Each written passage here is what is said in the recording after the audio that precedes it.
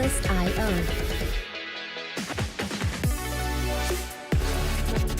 Everyone, and welcome to the latest episode of You Deserve Fresh Lettuce. I am your co-host Rachel, and I'm Delia. And in this episode, we're going to be talking about step kids that hate absolutely you. hate you. Woo. All right, if you don't follow us already, please do so on social media at YDFL Podcast. You can also check out our latest episodes on Spotify, and you could ask Alexa. There's iHeartRadio. I mean, we can go on and on and on.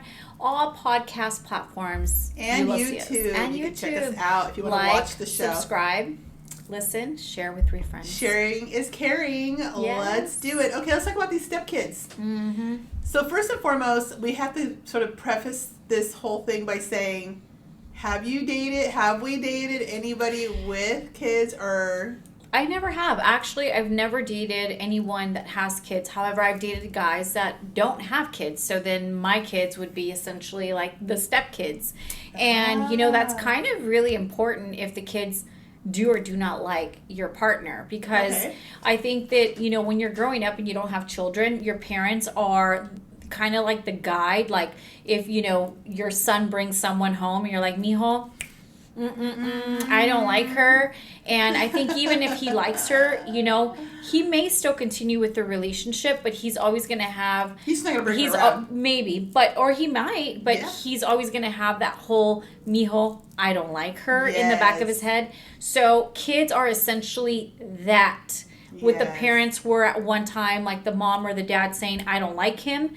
That is essentially what kids become. Because now it's like, whatever the kids see, feel, do is so important because you want to take into consideration that is your package. It's like one of those things, we talked about in a previous episode about siblings. If you're dating or marrying a woman who has sisters and her mom and this and that, you're not just dealing with her. It's not just her thoughts. Like, you're communicating through her to this ecosystem of people that are shaping and molding her decisions. And that becomes really difficult for the person on the other end who thinks they're in a one-on-one situation and they're on a one-on-5 situation. Right. When you have kids, it is kind of similar. It is. It is. Kind of and similar. Then they're going to tell you, Mom or, Dad, I don't like the way that she spends your money. I don't like the way that she said this to us, the way that she didn't serve us a plate or didn't ask us if we were hungry. There's all the things, and you hear it all the time. And most of the time, if the kids don't like you, is because they think that you're getting some type of upper hand on the husband or not on the dad, I should say.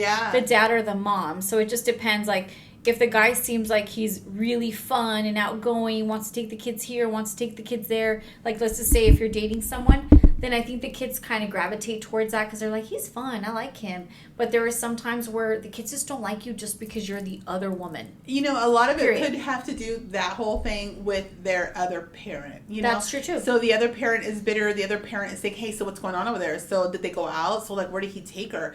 Yeah. So does she dress up? Does she she made his favorite dish, but does she do what I do? There's like this constant comparison. So the kid will often feel like they have to sort of be team mom or team dad, depending on what it is, Right, of course. So the kids are really the ones that deal with it, I think, the most, or kind of carrying the heaviest brunt of it. Right. I think that what's the beauty of being a parent with kids that are older, so like junior high school, and like older, is that you as a woman, if you're a divorcee and your children are that age, you get to choose a person that's perfect for you. Right. So often, single or divorced women, they have their little ones and they're having to think in terms of like, I need to choose a person who's good for them and me. Right. And that's a really big challenge because especially if the kids rear their heads and they're like, but that's not my daddy. Right. But I don't, they can't respect him. Or sometimes you'll hear where like the guys in the kid's life for so long that then the mom wants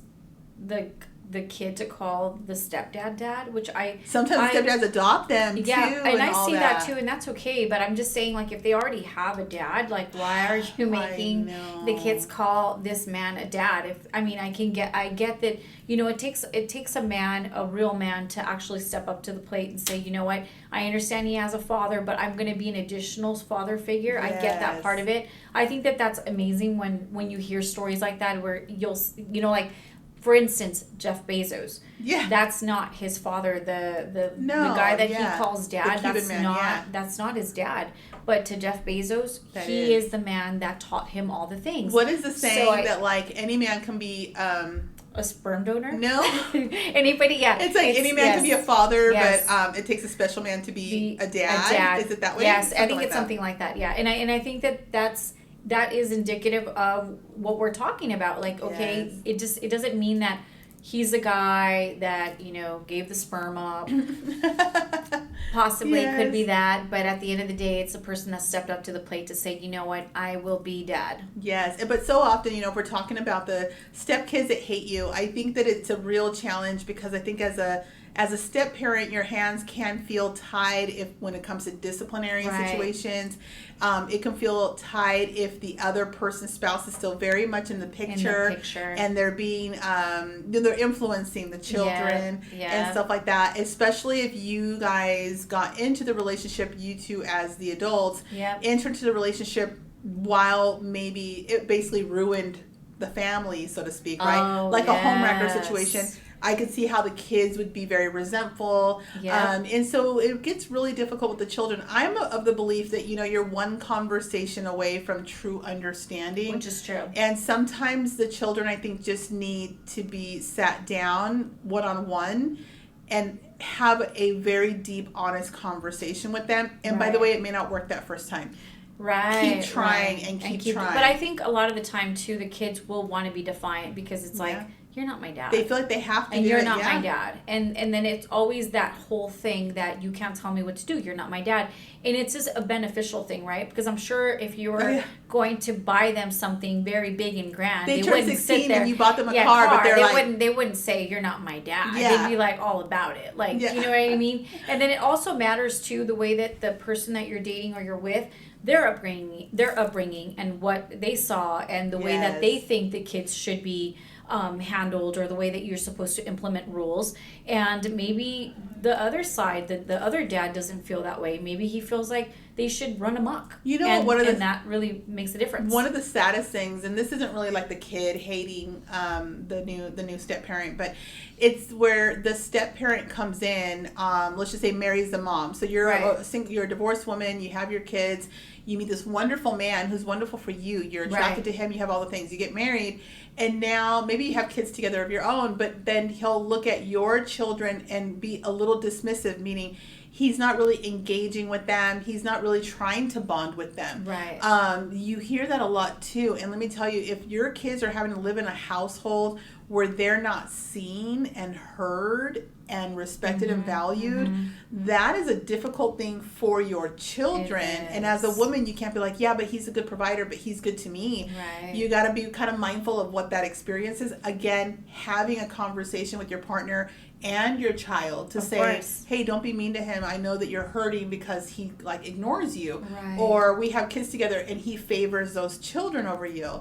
So I think a lot of it is it's a big undertaking, I think, if you're going to be a man or a woman entering the picture and having these ready-made families. I think it's I think it would be really difficult to jump into a relationship with someone and the kids just absolutely hate you, and you love the guy and you're trying to make life with each other, and then the kids are just running amok. Now you're in the parent trap. Remember that? And then now it's so difficult. And I think that most people would second guess themselves and say, do I really want to do this? Do I really want to continue being in this relationship with this person?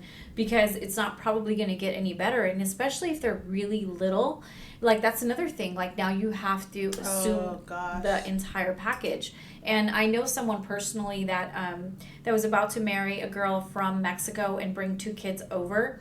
And I remember having this conversation. I said, you understand that, they have a dad, but obviously you're giving an opportunity here.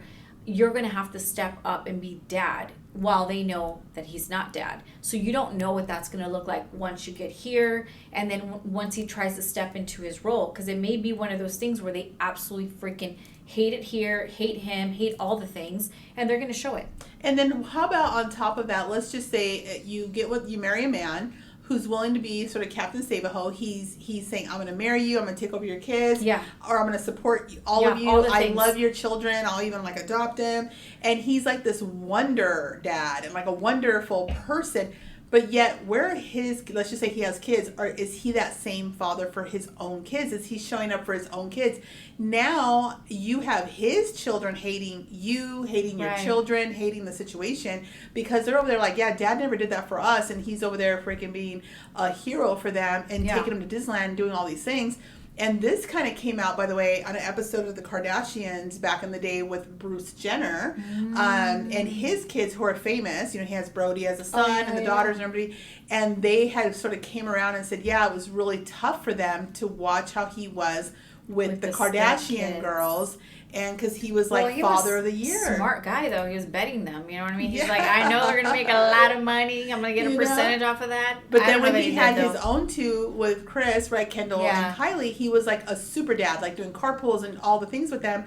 And he was a wonderful dad. And here are his now adult children looking on, looking at each other like, he never did that for us. And so there creates this, here comes this like resentment, right, of the whole situation. Maybe they don't want to come to dinner. There's just a lot going on when you have children already into the mix. And if you can just be open-minded to the fact that it's not going to be easy, but you're on the same page, don't you think that both you and your new partner or whatever have to be on the same page of how you're going to sort of address this, right? Because you do, and essentially parent from the sidelines. Yes. Like, how are you going to be a parent to these kids on the sidelines? Because you're never going to be mom, and you're never going to be dad. That's the part that I was going to say. Like, how difficult their hands are tied, right? Unless as a woman you say, hey, you can discipline them because this is your home as well.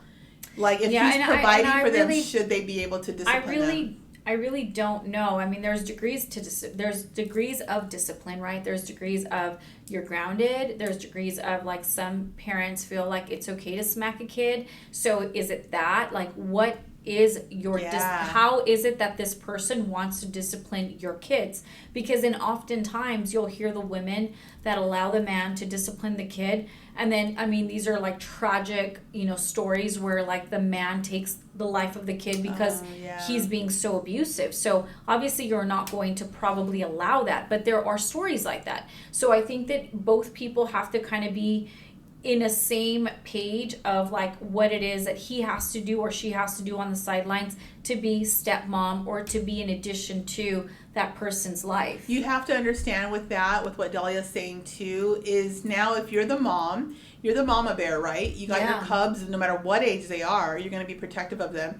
And here comes the situation if he's yelling, let's just say at your daughters, or he's cussing them out, or he's doing whatever to your son, like, are you now then going to fight with him? And now that's another thing to fight with him about because you can't do that, blah, blah, blah. Yet you might be under his roof. He might be paying the bills. He might be tired. Right. He might not want to be disrespected. Like, I can see, I haven't been in that situation, thank goodness, but I can see how as a mom, could be an issue. I would really struggle with that. It's or like if you're very, like imagine like, they're even in your house and you're a very clean person and you like things to be a certain way, and now there's like trash in the room, and then they went to McDonald's, maybe they're like teenage kids everywhere, and there's ants, and then there's stuff, and and there's all these things, and you really can't say anything because your hands are tied and your mouth is shut because she's not really telling the kid what to do, but yet you're not the parent, so you really can't say anything,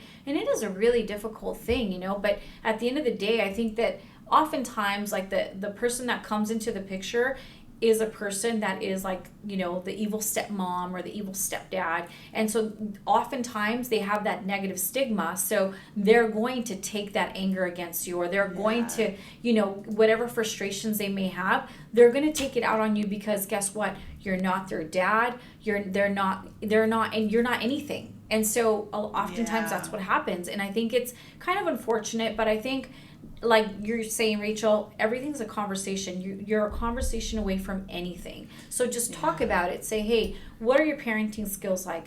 Can I intervene? Can I have a conversation with them? Can I give them advice? That kind of thing. And then you have to kind of understand, who is this man? And does he have his own kids? Does he not? Because a person that's giving advice on how to parent when they don't have children. It's tough. It's really tough because it's like you don't really know what you would do in those circumstances because you're not a parent. I think the hard thing is if you're going to share a household together and you are the one with the kids, you got to be mindful of that person you're bringing in. It can't just be, these are my kids and that's what it is. I think that there has to be some level of compromise, and the conversation isn't just two ways between you and your partner. Once you come to some level of agreement where the guy has the ability to be a man of the house, because see, essentially by blocking some of the stuff, you're blocking his ability to be the man of the house and have authority in the house. If you're into that kind of structure, at the end of the day, you need to also, once you come into agreement, sit your kids down and sit down and go, okay, ladies and gentlemen, this is what it's going to be. And if you guys get out of line, he has the right. This is his house. Or this is our house together. Or maybe he's a successful man and you get to stay home now. Guess what? There has to be some parameters to things and respect, within the household. And he has to have some level of authority to be able to govern, even if the kids have a dad who lives down the street. Whatever it is, you know what I mean? At the end of the day, I think, if we really break it down, whether it's stepkids that hate you, whether it's whatever it is, it boils down to respect. Yes. Do you have respect? Can you respect the kids? Can the kids respect you? Yes. And I think if you can just get down to that, I think most of the time you can get down and break down anything, really. Like, you have to be respectful of people, their thought processes, their feelings. Everyone has their own thought process as to why they're feeling some type of way, whether the kids are acting up or not, whether the kids hate you or not, whether they think that you're a good fit for the parent or not. It doesn't matter. Like, at the end of the day, break down what it is, and you know what, just be respectful of whatever the person's thinking. Yeah, absolutely. And I think if you're a guy watching, if you're one of the Fab 15 now, I think we're up to, and you are thinking about dating, or you're dating a woman who has her children, and you're going to marry this woman, I would strongly advise you not to use the way she parents her kids against her. There's so often I hear men griping about, like, oh my gosh, she just doesn't discipline her kids, and like, you hear it a lot, blah blah blah, and this house is a mess because of kids, or look at the way she's talking, and so the men become then frustrated with you as a partner, and no joke, it still impacts the relationship always, right? And at the end of the day, you're like, oh, I just don't want to deal with it. And he probably just wants order in the house, and you're just like, I don't even want to deal with it. I don't want to go there. Yeah, boys will be boys, girls will be girls, and the guy's and like, it is, So, and I think that, you're never going to get it right. And then oftentimes, you'll hear a story where someone's going to say, like, I hated her, but I love her now. Or I hated him, but I love him now. Like, thank God he was the way that he was, because it's kind of like, what is it, the rich dad, poor dad, even though I know he wasn't adopted or anything. But I think that there's always those father figures. Because I can tell you, like, for me, I've had people in my life that have impacted my life, and they haven't been like my stepmom or anything. But I think at the end of the day, like, you have to take into consideration that everyone's here to show you, teach you, give you, and I think that you just have to go back to what I'm saying is, like, just be respectful, listen to the advice, and then just have an open heart. I can tell you, I was in my 30s when my dad got remarried, and he married a woman who had a daughter that was young. I think she was like 9 or 10. Oh, wow. Maybe a little bit younger. He had passed away young himself, and she was about 9 or 10 when he passed away. But what I'm trying to get at is that even that was weird to me and difficult to me, and I was a whole adult, married several years with 2 kids of my own. And when I would go visit him, it was really interesting because she would just sit there and bring her chair and get in the conversations. And my sons and I would be like, okay, can she leave? It was like, can she leave? Like, we just want to visit you. And here I was, like, old already, I'm in my 30s. You're like being mean girl, and she was trying really hard. And so when he passed away, though, a lot of people were criticizing her and saying she was so annoying. They were married like 5 years, and she was giving a eulogy, and she was crying. And I can tell you, everybody's like, oh my God, blah, blah, blah, blah. Well, him and my mom are married like 17 years. But what I'm getting at is I prayed on it. And I remember coming to the realization of, like, she had a real profound purpose in his life. And that was that my dad needed companionship. And she was there day and night for him. She made him food, whatever the situation was. as annoying as maybe we were by the situation and by her or whatever, the daughter was really sweet. But whatever, it was an annoying situation at times, and whatever, maybe we're just being like mean girl. You're being mean girl. Mean girl, mean sisters, mean cousins, whatever.